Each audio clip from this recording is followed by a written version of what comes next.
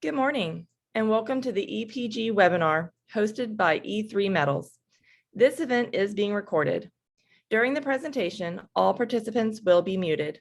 If you have any questions you would like to ask, please type them into the chat feature. We will read and answer questions at the end of the presentation. Thank you so much for joining us today. Now here's Dan Steffens, who will introduce today's speaker. Hey, welcome everybody. First of all, to avoid any confusion, E3 Metals recently changed its name to E3 Lithium. So the public company is now called E3 Lithium. So joining today, we're going to take a look at E3 Lithium, a company that has been on my watch list for several years. Joining me today is Chris Dornbos, the founder, president, and CEO of E3 Lithium. Chris has successfully led E3 Lithium from the foundation of a private company with a handful of permits to what is now a public company with a global scale lithium resource project and an industry-leading innovative extraction technology. He is an innovator and entrepreneur that is passionate about collaboration and progressing innovation. Chris has a broad range of experience in capital raising and M&A. At E3 Lithium, Chris emphasizes risk management, developing and managing an exceptional technical team, and well-strategized project generation with a clear focus on developing and capturing value for the company's shareholders. On July the 8th, E3 Lithium announced the closing of a joint venture agreement with Imperial Oil Limited. It's one of the largest oil and gas companies in Canada and a subsidiary of ExxonMobil. The joint venture will focus on the development of the company's Clearwater lithium project in Alberta, Canada.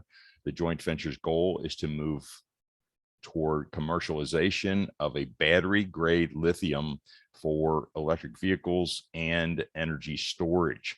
I will now turn it over to Chris for an update on E3 Lithium, and I will return after his presentation to start the Q&A.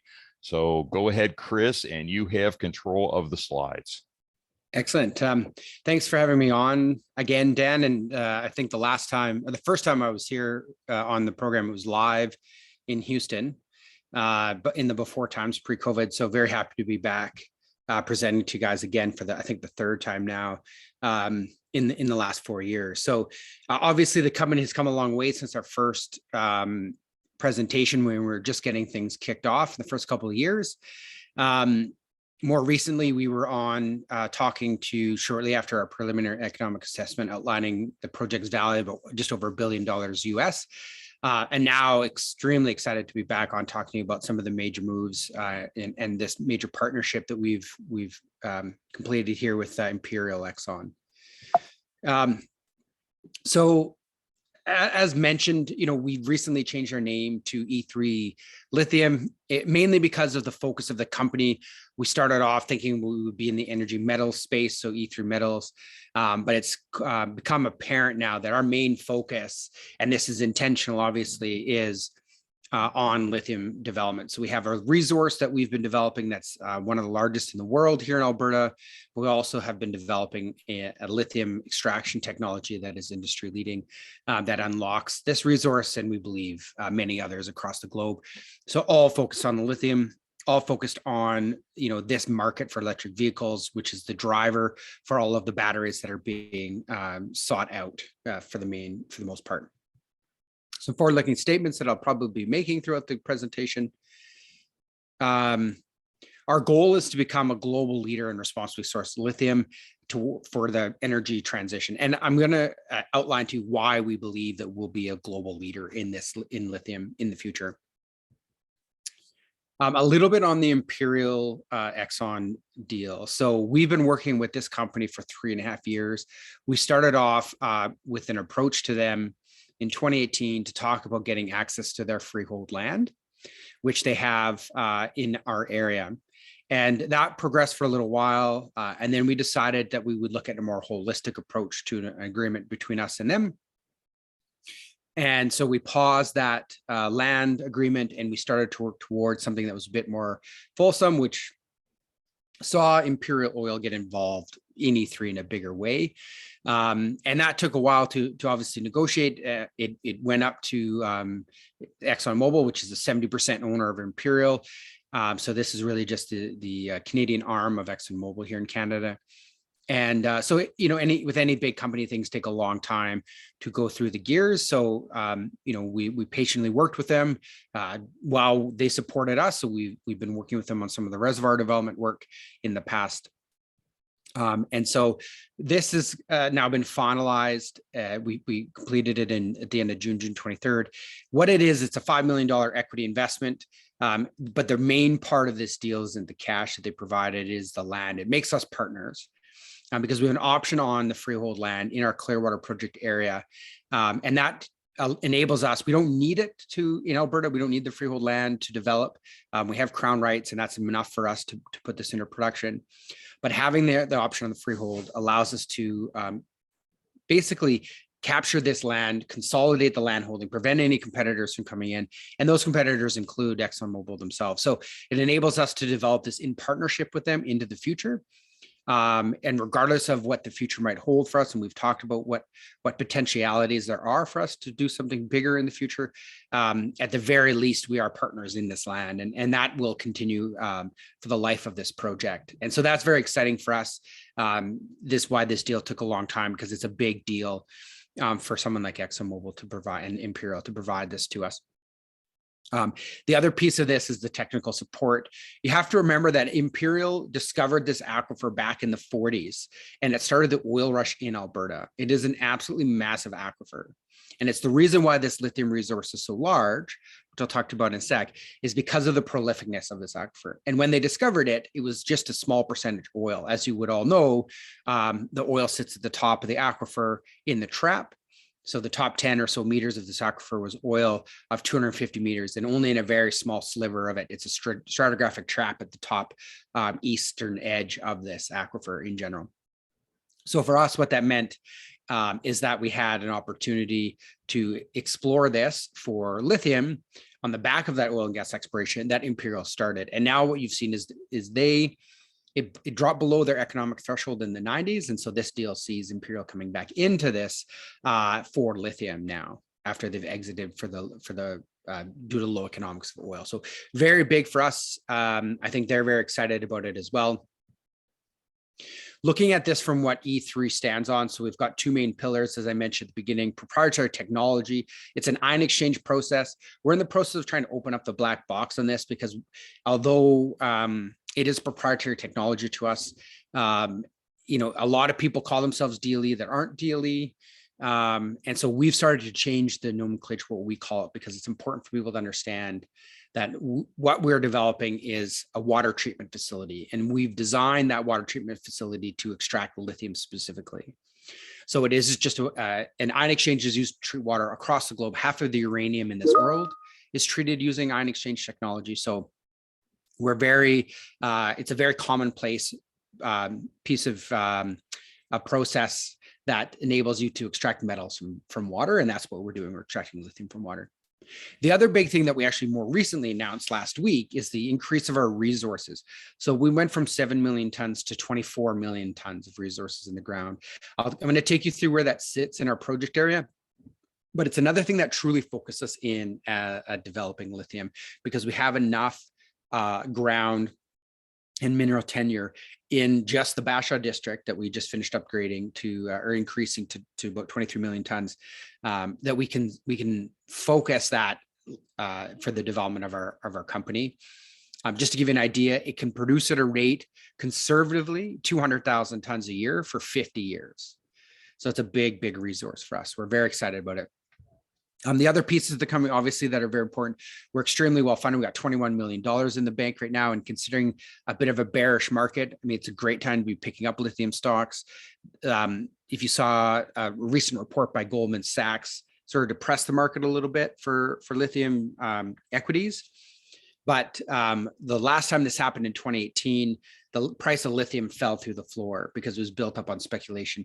This time, although the equity market softened because of this report, what you did not see is the lithium price change at all. The lithium price has stayed steady at $70,000 per ton, which has gone up from $10,000 per ton a year and a bit ago.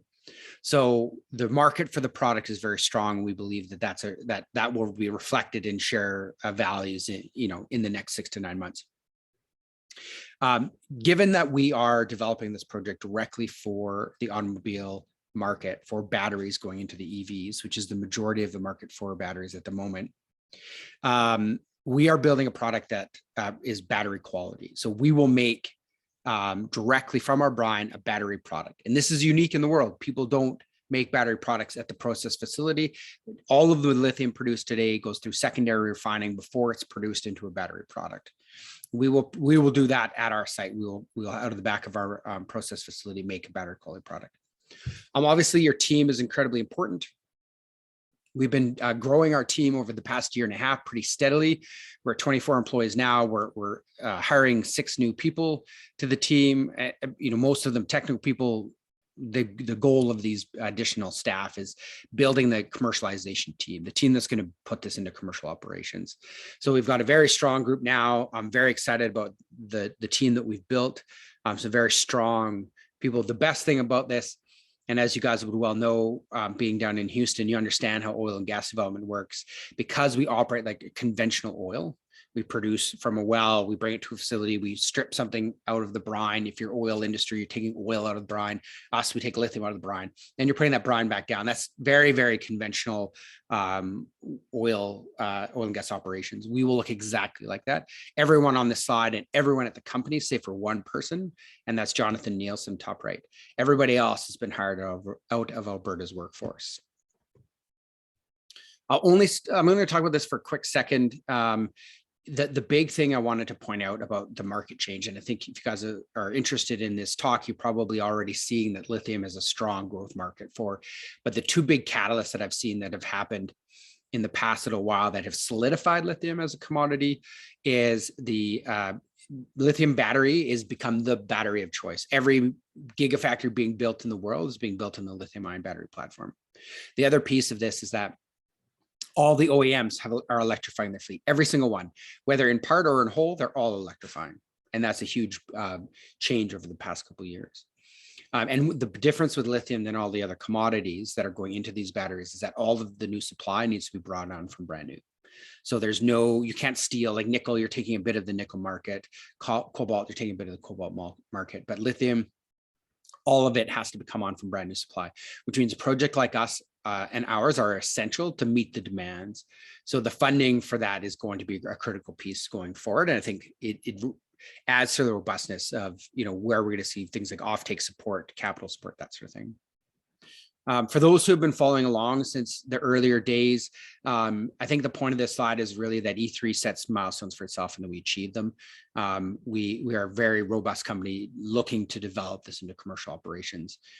So this is our record last year. In 2022, we're off to a great start, and I'll take you through what we're doing in a bit.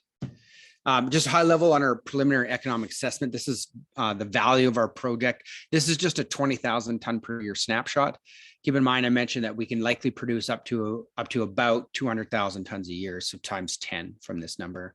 And we can do that for 50 years, and this is only for 20. So this is really just phase 1. We did it just as a PA, just to see what the value would be, outlining $1.1 billion NPV. The other piece of this is that it's done at $14,000 per ton lithium selling price. The current spot price for lithium is $70,000 per ton, roughly. So the market, again, is extremely robust. This project has a lot of robustness in terms of the economics behind it. A low operating cost of $3,656 per ton, which puts it in the bottom end of the lower quartile. So right now, $70,000 per ton is probably not a realistic selling price in a long-term offtake environment, which is where lithium gets sold. But $20,000 to $25,000 per ton is a lot more realistic. And even then, the value of this doubles at $20,000 per ton. So it's a pretty exciting project from that light.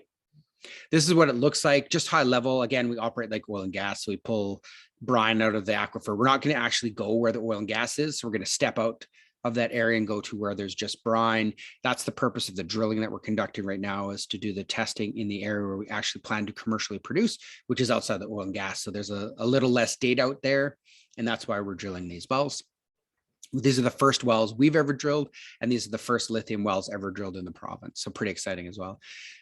So we take the brine out of the aquifer, we bring it to a central facility where we deploy our ion exchange extraction process. We remove the lithium into a lithium sulfate solution, and then we refine that through a series of upgrading steps to get the purity, and then we run it through electrolyzer to make lithium hydroxide, and then we crystallize out it as a salt. So lithium hydroxide is a salt. You package it in basically a plastic lined drum, and you ship it via rail to market.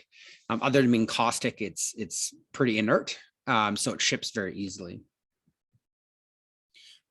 This technology works, as I mentioned, it's ion exchange. It works like a water softener. Basically, you have a column with a packed full of beads. And as the brine flows through these beads, the lithium molecules in them stick to the beads. And so the time the brine reaches the bottom of the tank, there's no more lithium in it. So then we have all the lithium removed from the brine. And for us then, we put that brine right back into the aquifer. Every so often the beads fill up with lithium, so you strip them off, and you strip them off using a lot less of the strip fluid. And that's how we concentrate it. It's pretty simple. So we get all the lithium off in a smaller volume, so it's highly concentrated. Because it's only selective for lithium, we get the majority of lithium in this. So it's about 60% lithium when it comes out of the back end of the system. And then, as I mentioned, we refine that up to about 99%, and then we run it through the electrolyzer to make hydroxide, and then we crystallize it out. So that's the rough process. Again, this is not new technology, but the beads themselves are what's proprietary to E3. We're working with third-party equipment manufacturers recently. We announced that in April that was going on. We've seen really good results from those equipment manufacturers to manufacture this bead at large scale. And effectively, that's commercial for us because they can manufacture it with their equipment at about a ton an hour rate. And what that means for us is that they can then build us that same equipment for in our facility for commercial operations, and we will produce our own product. It also allows us to license this, so then we can just sell the material to any licensed partners that we might have, and they can use it directly without having to manufacture it. So therefore, we control the IP a little bit, and we also are able to much more easily license this technology to peers. This is the Bashaw district that I talked about. This is the big orange area on the right. You can see the old Exshaw and Clearwater are encompassed into this. The total resource now, 23 million tons at a grade of 74.5 milligrams per liter. So a very robust resource spanning pretty much from Calgary to a small town called Camrose. It's about 160 kilometers long, 45 kilometers wide, and about 200 meters thick. So it's 59 cubic kilometers of brine. It's just an absolutely massive body of water, and it is lithium laden. So this is, for us, the focus going forward. We are going to put our energy and effort into developing the Bashaw district.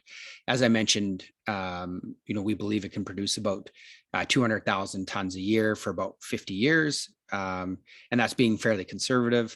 So we're going to outline this in more detail as we work through the pre-feasibility study. So very excited about that. It keeps us here in Alberta. It keeps us in the heartland of the province developing this project. Much like other oil jurisdictions, Alberta is very oil very pro-oil. All of the regulatory framework is in place to promote the development of the oil industry. All of the workforce is here to develop this oil industry. And because we operate just like oil and gas, all of that is directly applicable to the company. So much so that in December last year, our energy minister, Sonia Savage, proposed Bill 82 to the floor to move regulations for lithium under the Alberta Energy Regulator, who regulate oil and gas, and that was approved and brought into law. And so now our regulator is officially the oil and gas regulator, and the licenses that we have for these wells are proof that the regulatory system supports lithium because they are licensed under the AAR to drill these wells. So very excited about that move. We've been pushing for it for about 3 years. We had been asking the government to certify and clarify where regulation for lithium was going to be placed, and we suggested the AAR. So we're very happy about this outcome. Obviously, all of our people being hired, the drill rig that's operating right now is an oil and gas drill rig. Effectively came off an oil and gas drill program. It's drilling ours, and it's going on to another oil and gas company after us to complete their wells. Given that this is a commodity for the sort of quote unquote green future, I think the ESG is an incredibly important metric by which we get valued on. when I talk to OEMs, the first question they ask me is, what is our purity? And then second, what is our ESG? What is our carbon footprint? Operating a DLE plant, and this is any DLE plant in the world, is very clean and green in terms of its ability to use. It doesn't use, fresh water. It doesn't interact with freshwater aquifers, which is incredibly important, especially where you see the major uprising for locals right now against lithium, and you're seeing in Chile and Portugal. It's all about the use of fresh water. So we don't have that because it's a closed loop system. So the salty brine that's non-drinkable comes out of the deep aquifer, gets processed, lithium comes out of it, goes back into the same aquifer. Also, we don't have these big environmental land disturbances. So we don't have open pit mines, we don't have evaporation ponds, we don't have tails. So that surface footprint is less than 3% of a mine or a salar for an E3 project. The carbon is obviously an incredibly important metric as well. The carbon per ton of carbon per ton of lithium hydroxide is a metric that we will have to quote when we go get offtake agreements. Right now, what we're doing, because we're fully electrical, 98% of our energy consumption is electricity. We just use a net zero carbon source of power, and we have a net zero carbon product. So that's what we're working on right now. There's lots of renewables in Alberta. I think at the end of the day, we'll be relying in the big picture on carbon sequestration in Alberta to make that all happen. Looking into what E3 is up to right now, 2022, it's a pretty big milestone year for the company. Lots of de-risking activities, corporate level and project level de-risking opportunities. Obviously, a big one being the Imperial deal. We've been working on that for a long time. Getting these wells drilled is another one, getting this resource upgraded. So the resource increase was a result of starting the work on an M&I upgrade, so measured and indicated, which is an incredibly important piece for us to book reserves. You have to have an M&I first. So, and that's a 43-101 compliance issue for us in terms of mineral resources in Canada. So to get that upgrade, we started doing a lot of work on logging core, looking at the wireline logs, doing some seismic identification for various different porosity indicators. And all of that compiled into this much more increased understanding of the aquifer itself. And that led to the increase of the resources because we had that understanding gained. But what it's also doing is leading towards the M&I, and the 3 wells we're drilling are the last piece that are required for data. So they're going to be complete this summer, and then we'll do production tests on one of them, and then that will give us the data to complete the M&I. So while that's happening, we're currently designing the DLE pilot plant right now. So that's happening. As I mentioned, we're manufacturing our material using commercial equipment to test and get that sorted so that we have large amounts of it for our process facility. So that's underway right now, and very encouraging results. All of that we hope to culminate not that long from now, probably September. We'll have an outline of the cost and timeframe to build the pilot, and then that should be out to the market once we know. We're estimating right now Q1 of 2023, so early next year. The other piece of this is obviously the hydroxide is the end game. It's what we're trying to make because that's what has the value. So we're working with companies out there in the space that make processing equipment to make lithium hydroxide. We're just testing our concentrate with them at regular intervals to find the best flow sheet for the most effective for our process using third-party vendors. And there's quite a few companies out there that make lithium specific development technology, lithium production technology. So looking at the bigger picture where we're going, so 2022, as I mentioned, pretty banner year for us. We're getting those 3 major accomplishments done in M&I, the pilot, and the hydroxide. Moving into 2023, that sort of culminates into a pre-feasibility study. We want to have out hopefully mid next year. And then we start the permitting process because then we'll know the locations of where all the wells are going to be, the process facility as well.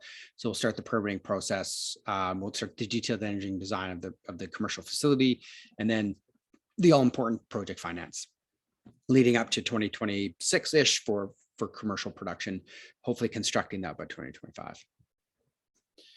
The share price has been trading steadily in the 220 to 240 range over the past little while. Like everybody else, we dropped down significantly with the Goldman Sachs report and the softening of the lithium equity markets.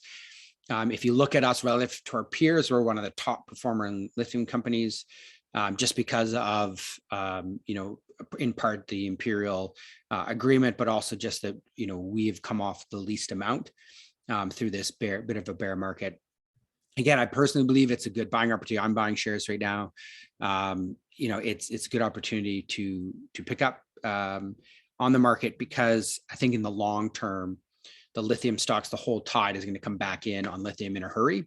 And when it does, those companies leading the charge, like E3 and our peers, we'll definitely see gains from just that, let alone our major milestones that we're ticking off this year. So I'm pretty excited about where we're going to go value-wise in the next 6 to 12 months, and probably in the short term even as well. So that wraps it up. The last piece of this really that I was going to mention was our deal with Pure Lithium. So we announced that they took our lithium concentrate and produced lithium metal. That lithium metal was put into a battery, and they cycled the battery and found that it was working. And although it's proof of concept and we're still working through how that works, the real benefit here is that this is the first molecule from an Alberta brine that's gone into a fully functional product. So for us, very exciting to see that battery get made. But the other piece of this is that, in my mind, a lithium metal battery is going to be the future. Right now, there are no commercial lithium metal batteries on the market, but by 2026 to 2027, that's going to change. And I think that lithium metal is going to be a commodity for the battery market that's going to be in high demand. And so our goal, again, we're a battery-focused company, battery-focused lithium company. So we want to offer a suite of products to the market. And one of them is hydroxide, which we're aiming to do first, but we also plan at some point in the future to produce a lithium metal, and that is likely going to be through this hopefully partnership with Pure Lithium. So that takes me to the end. And I guess, Dan, if we have time, if you guys want, we can do some questions. I've got time for sure. Yeah, sure. Well, I just remind everybody that if you have any questions, just type them into the chat box, and then I'll read them to Chris, and we'll go from there. I've got like 5 or 6 questions here. Some of you, or most of them, you pretty much answered already. But I'll just tell everybody, I've been following these guys for 3 or 4 years, and I know that this is a really important year. The joint venture agreement with Imperial is obviously a tremendous thing for you guys, and that gives you the capital, and the strength of a partner of that quality is very important to a Canadian junior like this. So, hey, my first question, and I've got like 6 questions that were sent to me, and I added a couple here. So, is the direct lithium extraction facility built? Well, obviously no. So the first thing you're going to do is build a pilot extraction facility, correct? And then, how long will that take to build? Right now, we're estimating about 6 months. It's not a complicated piece of equipment. It's really just some pipes that hold the material in them, and then a bunch of control valves to change the different fluids that flow through it. The approach we've taken here is to maximize the scalability of this. So the company that has been contracted, which is an on-exchange process contractor, this is what they do. They build this type of equipment, have told us that the size of the pilot they're going to design for us, they would certify that they could get the flow rates in a commercial facility based on the data we collect from this design. So the whole point of the pilot is really twofold. It's to test, first of all, the real world conditions. So, we take brine from the aquifer, we bring it to our facility, and then we run it through a series of tests. That's what our pilot prototype is doing right now in the lab. It's just testing all of the operating conditions. But there is, the brine does sit for a while. So the pilot, first and foremost, tests brine that's coming at you in real time. The other piece it does is it allows you to optimize how the process is going to work. And that feeds directly into the design of the commercial facility, right? So how long each cycle is going to take, that sort of information, what your eluent looks like, what the final product is going to look like at this scale will be directly applicable to the scale of commercial. And then you can design your commercial facility based on that. So it provides a lot of detailed information. But from the perspective that we're sitting at now, the process works, right? We have been running it for years now. At a smaller scale, but a continuous flow column. So how big is the vessel? So the brine goes into this vessel. Does it sit there, or is it a continuous flow through that vessel? Continuous flow. Oh, Yeah. okay. And Which is so different from yeah, our peers that you may have talked to, right? The other peers are doing these like stir tank reactors where they pour the brine into this material, they stir it around for a while, and then they separate out the sorbent from the brine. The difference that we have is our material is much larger grain okay. size. And so then this continuous flow, and then after what, a few days, those beads are coated with lithium. Yep. And then you can extract that, Yeah. a high concentration of lithium, into the next stage. Okay. Yeah. And so what you have is then a series of these columns, right? So you'd have Yeah. a series of them operating. They're going to be probably 3 meters tall in a commercial design, maybe a meter wide. That's sort of the size that we're looking. Okay. The pilot will be same height, but narrower, because you don't need the width to test, and therefore you get quicker. The narrower it is, the less brine flow, the quicker the cycles. So you can test it more readily. Right, you can get more answers quicker. So there is a balance there between the size, make sure it's big enough you get commercial data, but small enough that you can test the information you need more quickly. So in a commercial system, you might have 50 of these things, and most of them are extracting brine, but some of them would be then stripping lithium off, and some of them would be rinsing, and you just be cycling through like a series. So if it really works, you can scale it up quickly because you just add more vessels, right? And it's the real advantage to ion exchange is that it scales extremely well, because you are just adding another module. If you want to double your production, you double the amount of modules, and it works because you're not making the machine bigger, you're just adding more units. Yeah. Well, it sounds like to me, if this works, you could scale up pretty quickly, because the lithium companies that I've looked at, either the surface mines, the open pit mines, or else this evaporation process seems to take a long time before they can get to commercial lithium, correct? Yeah, exactly. Like Solaris, is that molecule lithium sits in that in a series of ponds for 18 to 24 months before it's into a commercial product. It will be less than an hour. I know, that's what's amazing to me about this. And so, okay, of this pilot DLE, what's a daily volume of brine that can be processed through that? Just the pilot itself? Yeah. I don't actually have the size, because we're still okay, you're figuring that out with the engineering company, and that is what we'll have in September, is the size and the time frame and the cost of it. So it's right now it's in my projects group's hands, and they're developing it. It's not going to be huge, right? Because again, we only need to test it enough that it work, that we can get the data we need for a commercial design. Yeah. So it's going to be tens of cubes, sort of rate, but it's not going to be, like our commercial facility is 100,000, 120,000 cubes a day is what we anticipated for in the PEA. Okay. So it won't be that level, and it doesn't need to be. I think that's the big thing. Okay. What is Imperial Oil's long-term commitment to the joint venture? I mean, they put up $5 million US, correct? Yeah, that's correct. Okay, and that money is going to be used to drill these wells, the first few wells. Okay, and then test everything. Okay, so let's say everything works out and it's ready to go.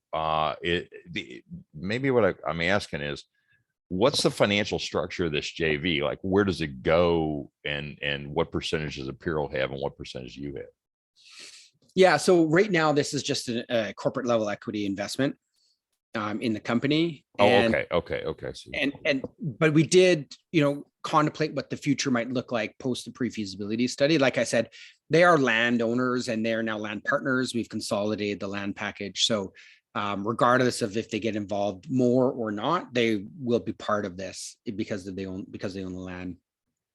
And that's a very clean system in how that works in Alberta. It's very, very clear. Okay. So if this works, they could get royalties off this.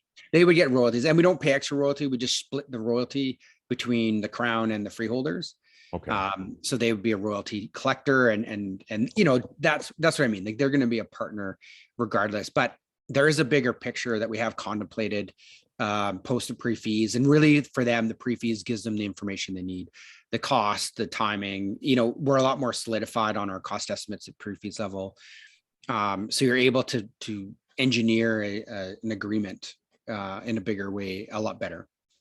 Okay. So that's a lot of what this is for them to get directly involved, to understand it. I mean, they are, I don't want to speak for Exxon Imperial, but I do see from them a lot of interest in this. Isn't for them a pet project. This is a potential business. And the same week that this deal was announced, the CEO of Exxon was on talking about the future of Exxon, considering that a large portion of their revenues is going to decline with the loss of sales of transportation fuels. Mm-hmm. And he was talking about the chemical business and how they're going to focus on that in the future. And so, that transition at that level is happening. They understand it. Yeah. Right. Well, we know they're under tremendous pressure. Huge pressure. Yeah. To get more green, let's say. Mm-hmm. Now, personally, I think what's happening in Europe is going to throw a lot of cold water on these Green New Deal goals. Obviously, the transition is not going to be fast, and it's not going to be cheap. So, this what's going on in Europe now, and the whole war in Ukraine is going to change a lot of people are going to be unelected the next time around. So we'll see. But I do think long term, you are looking at battery technology is extremely important. I don't know that EVs will expand as fast as people think, but I think rechargeable batteries are key to a lot of what this world needs to move to. So it doesn't matter where they enter. It doesn't matter where the electricity is generated. It has to be stored and be able to extract it from these batteries quickly and cheaply to make it work. I mean, it's a transition. The battery, in my mind right now, is a transition. No transition happens like this overnight. And it's a big deal. Yeah, and oil is going to be around for a very long time. The benefit we have here is that, in Alberta, especially, like in the early days, people would look at this as competing against oil, right? Because it's an electric car. The reality is that the transition is happening and will happen at some point, regardless of the sort of the desires of the oil and gas industry. Mm-hmm. The benefit is that we can operate this. We understand how to produce this like an oil and gas company. So it's just another commodity. It's a commodity in a commodity cycle. Right. And this cycle happens to be very bullish and very strong for the product. And so for us, that's the fundamentals, right? Like, there is a huge market for lithium. There's a real lack of supply. And so we offer an opportunity to make money off of that. The political side, I agree. I think, the transition from batteries is happening. It's happening faster in Europe. It's happening much faster in Asia. And eventually it will catch up to North America. In the meantime, we might as well we'll take a market share as a couple of countries, right? As a domestic North America. Keep that supply. Is this area where you're drilling these wells? There's no oil production, correct? Not anymore. Yeah, I mean, like that whole area has been pretty much shut down for oil production. Yeah, there's like very, very small amounts people are, and the only reason it's economic is the oil's $120. Yeah, right. So you're completing the wells. Okay, so the oil zone is at the very top of the aquifer, right? Yeah. So you're completing, and how thick is it? Well, right now, so we're completing the wells to the full section. The oil and gas is the top 10 meters, and while there is a little bit of oil left and there's a little bit of oil production, we are staying away from it anyway, because that section of oil is about 2 kilometers wide, about 13 kilometers long, and 10 meters thick, where it's 45 kilometers wide. So we've got, another 43 kilometers that's just brine.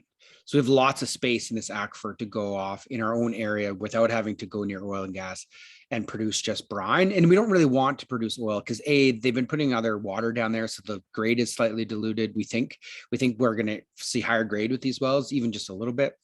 Mm-hmm.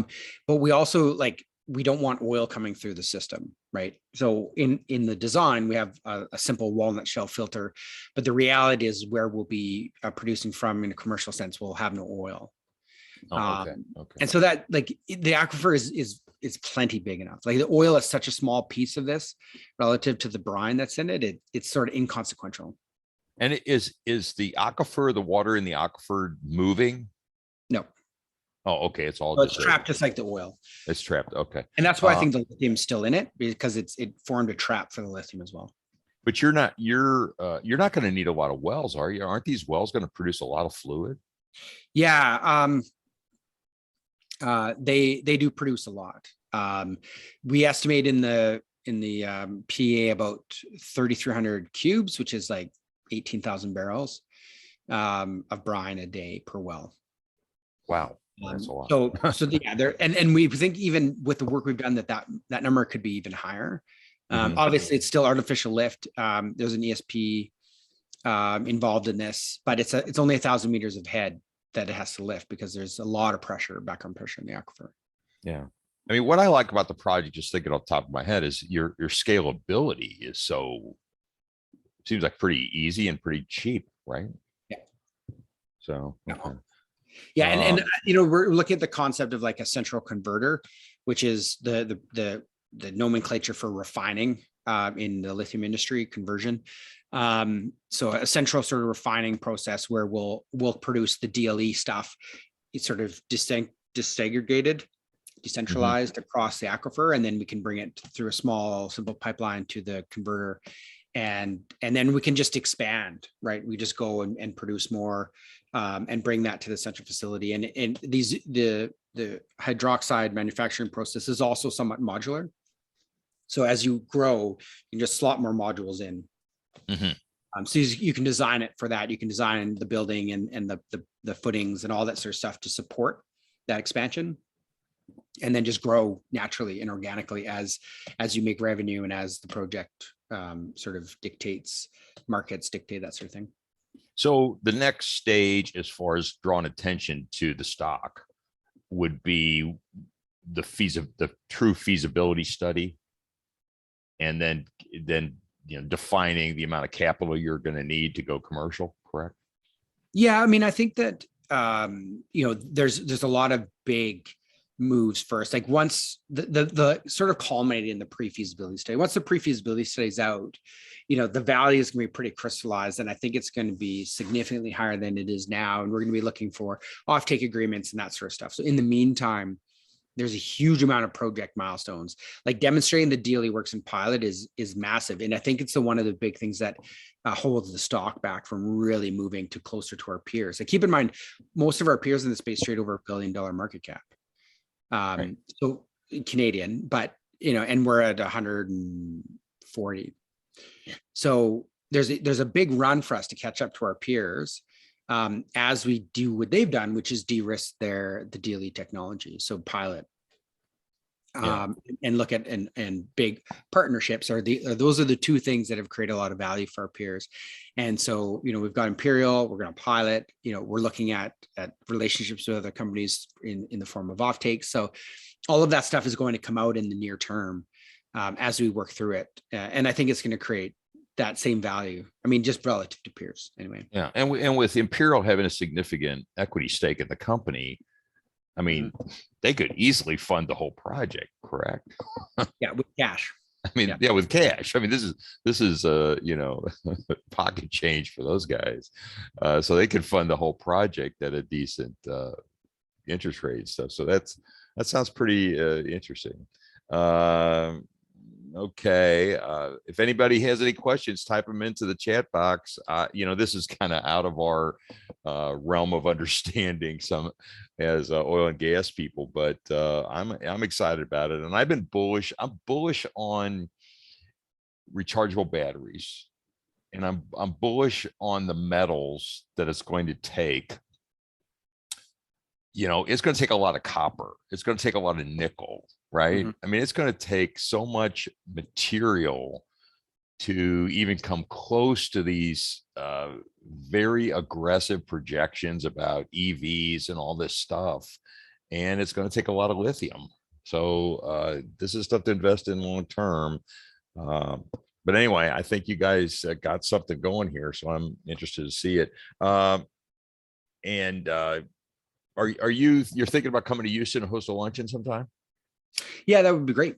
That'd be absolutely great. Now that sort of COVID's calmed down, we're traveling again. So maybe in the fall we can come back, and when everyone's back. Okay. Yeah, you've already paid for it, so it's ready to go. Anyway, yeah, we're getting some interest back into it, and we're kind of interested in the Canadian companies too. I mean, we've done real well on Hemisphere and In-Play Oil have been big winners for us, and it helps when you have $100 oil, that's for sure. Yeah. So, and I think Canada should be the government of Canada should be very supportive of these kind of companies. So that's good. And they are, I think, like one of the big themes that I don't think is going to change, and maybe even more strengthened with the political crap that's going on in Europe and elsewhere, is the deglobalization of these critical minerals. Right now, the world is dependent on China for batteries, for the minerals that go into them, everything. And there's a huge push by government across the globe, Western government across the globe, to get off of that dependence. And so domestic supply of these critical minerals is incredibly important. And the government sees that. Like the Canadian government put together $2 billion fund for the development of critical minerals. And most of that money goes towards infrastructure development. So the construction capital that we're going to require, there's $1 billion available, earmarked specifically for projects like this. And that's not going to be available till 2024, which is perfect for us because that's when we'll probably be ready to start applying for it. Okay. So yeah, there's a lot coming. And I think when you look at all the gigafactories that are being built in the US, there's a couple in Canada. I think there's 4, but there's a lot down where you guys are, closer to you guys. All of them are short supply right now. So we need domestic supply, which means money will flow in to these projects to get them built.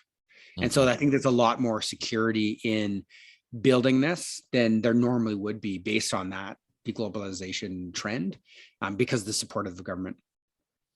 Yeah, I mean, we just need a lot more common sense on these energy, future plans. It's not us versus them. We're all in this together. We're going to need many, many forms of energy, and we're definitely going to need a lot of battery material upgrades. So, anyway, all right, I guess we'll end it there. And thank you for hosting this. And we did record it. We're going to send it out to all of our members this afternoon. And so that usually gets you a lot more attention. Because we record them, we don't have all that many people on the live events. But I've already received several emails this morning asking me to send them the recorded event. So anyway, you want to say anything else on closing or what? No, I think we've covered the main basis here. I appreciate your time. I look forward to coming down to Houston and seeing you guys all again in person for lunch. And I guess enjoy the summer. We'll see you guys soon. Okay. Thank you. All right. Thanks, Sam. Okay. Bye-bye.